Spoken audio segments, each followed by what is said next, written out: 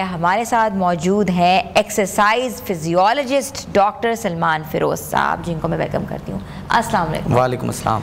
اچھا سر، ہم نے کیلسٹرول کا سنا ہے، کیلسٹرول جو بہت خطرناک ہوتا ہے، دل پر حملہ کرتا ہے، اور کیلسٹرول اگر ہائی ہو جائے تو ہارٹ ایشوز ہوتے ہیں، لیکن ہم دیکھ رہے ہیں کہ گڈ کیلسٹرول بھی ہوتا ہے، بیڈ کیلسٹرول بھی ہوتا ہے، تو آپ بہتر بتا سکتے ہیں کہ کیلسٹرول گڈ ہے یا بیڈ ہے؟ اچھا، جب بھی کولیسٹرول کی بات آتی ہے نا، کسی کو کہا جائے کولیسٹرول ہے، تو لوگوں کے ذہن میں ایک مت ہوتا ہے کہ یہ کہیں مجھے دل کا مسئلہ کر دے گا، میرے لیے بڑا خطرناک ہے۔ لوگ انڈا کھاتے ہیں، اس کی زردی نہیں کھاتے، اس میں کولیسٹرول ہے۔ لوگ ریڈ میٹ نہیں کھاتے، اس میں کولیسٹرول ہے۔ دیسی گھی کا کسی کو کہو یا دیسی گھی کھانا چاہیے، اچھا ہوتا ہے، نہیں جی اس میں کولیسٹرول ہے۔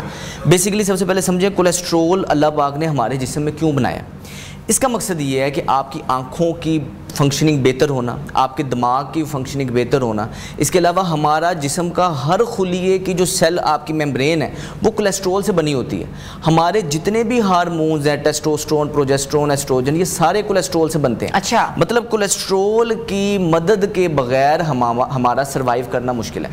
یہ اتنا ضروری ہے کہ ہمارا جسم خود بخود ہی 75% کولیسٹرول بنا لیتا ہے، یعنی کہ ہماری جو جسم کی ریکوائرمنٹ ہے وہ 75% ہمارا جگر خود بخود کولیسٹرول بنا لیتا ہے۔ اگر ہم باہر سے انڈا نہیں بھی کھاتے نا، ہمارا جسم کولیسٹرول جسم کے اندر بنا رہا ہے، لیکن اگر ہم کولیسٹرول والی چیزیں وہ کھاتے ہیں تو ہمیں تھوڑی سی سپورٹ مل جاتی ہے۔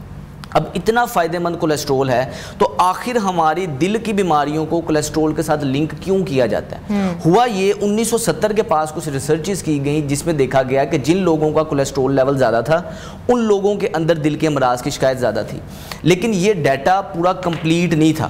تو اس کے بعد جیسے جیسے سائنس نے مزید ترقی کی، مزید ریسرچز ہوئی، تو پتہ چلا کہ اصل دشمن ہمارا کولیسٹرول نہیں ہوتا، ہمارا لائف سٹائل ہوتا ہے۔ کولیسٹرول کیا کرتا ہے؟ دیکھا یہ گیا کہ جو ہماری خون کی نالی ہیں اس کے اندر ایک لیئر ہوتی ہے جسے اینڈوتھیلیم لیئر کہتے ہیں۔ ٹھیک ہے۔ جب اس لیئر کے اندر سکریچز پڑ جاتے ہیں تو کولیسٹرول اس سکریچز کو بھرنے کے لیے آتا ہے۔ اس کی مثال ایسی ہے کہ آپ نان سٹک پین لیں، اس کے اوپر کوئی چیز پکائیں، تو اگر نان سٹک پین نیا ہے، فریش ہے، تو اس کے اوپر کوئی بھی چیز جمے گی نہیں، آپ کو کسی آئل کی ضرورت نہیں پڑے گی۔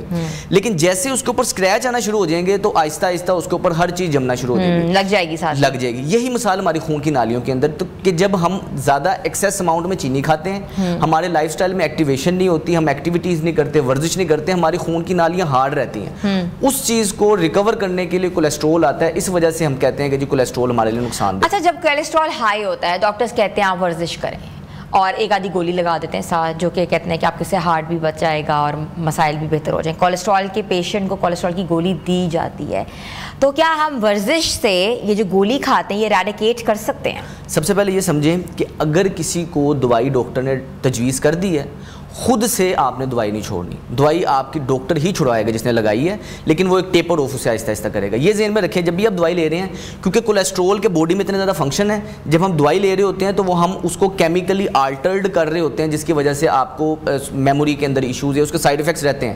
ہر دوائی کے ساتھ سائیڈ افیکٹ ہیں۔ دوائی جو ہے صرف اور صرف کنٹرول کر سکتی ہے، یہ کیور نہیں کر سکتی، ذہن میں رکھیں۔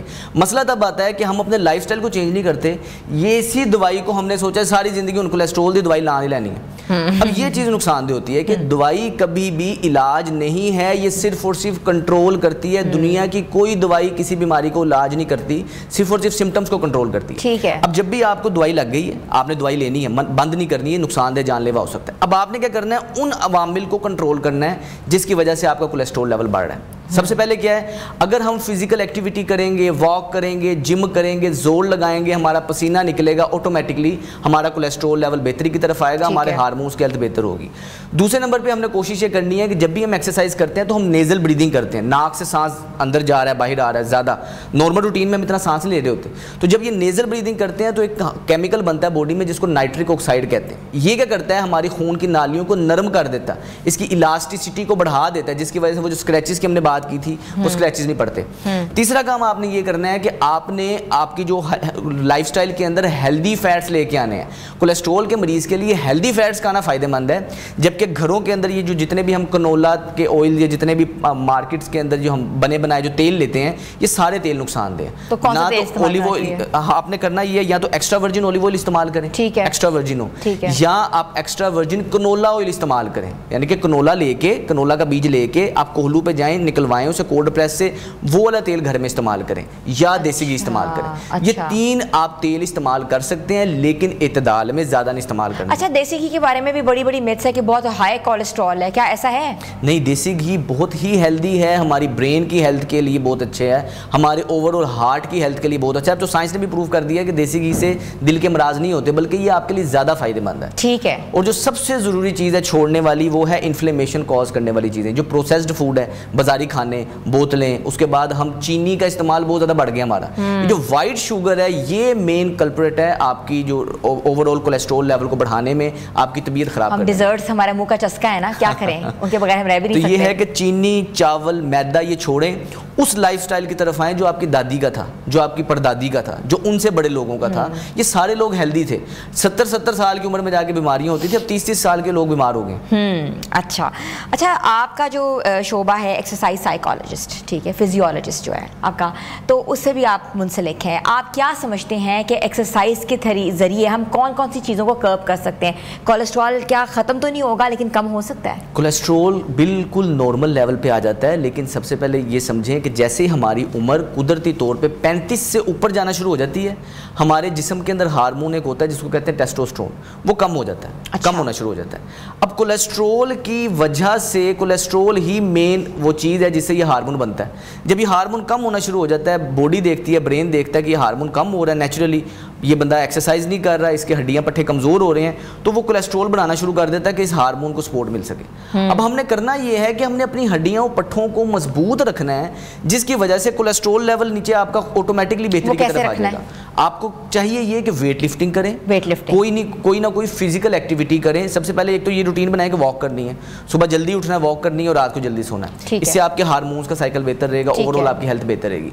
दूसरे नंबर पे आपने कोशिश करनी है कि वजन उठाना है, बॉडी वेट एक्सरसाइज कर लें, यानी कि उठक बैठक कर लें। रोजाना की अगर आप सिंपल सा वर्कआउट प्लान है, रोजाना की अगर आप 100 स्क्वाट यानी कि 100 उठक बैठक करेंगे और तकरीबन 30 पुशअप्स करेंगे, आपको किसी जिम की जरूरत नहीं है। ये उन लोगों के लिए जो घर में रह के एक्सरसाइज के लिए जिम लाइफस्टाइल नहीं है इस तरह का, बस आधा घंटा वॉक करें, 100 स्क्वाट्स करें, 30 पुशअप्स करें, आपका वर्कआउट कंप्लीट है। लेकिन जब आप रेगुलर बेस पे करेंगे, आपको ना जोड़ों के मसले होंगे, ना पट्ठों के मसले होंगे, ना आपको कोलेस्ट्रॉल बढ़ेगा। लेकिन साथ चीनी, चावल, मैदा, जो आपके जो अब लाइफस्टाइल के अंदर जो चीजें ऐड हुई हैं, इसको निकालेंगे, छोड़नी पड़ेंगी, फिर जाके जान छूटेगी। अच्छा, ये भी कहते हैं कि व्हाइट्स छोड़ दो, ब्राउन्स की तरफ आ जाओ, क्या ऐसा है?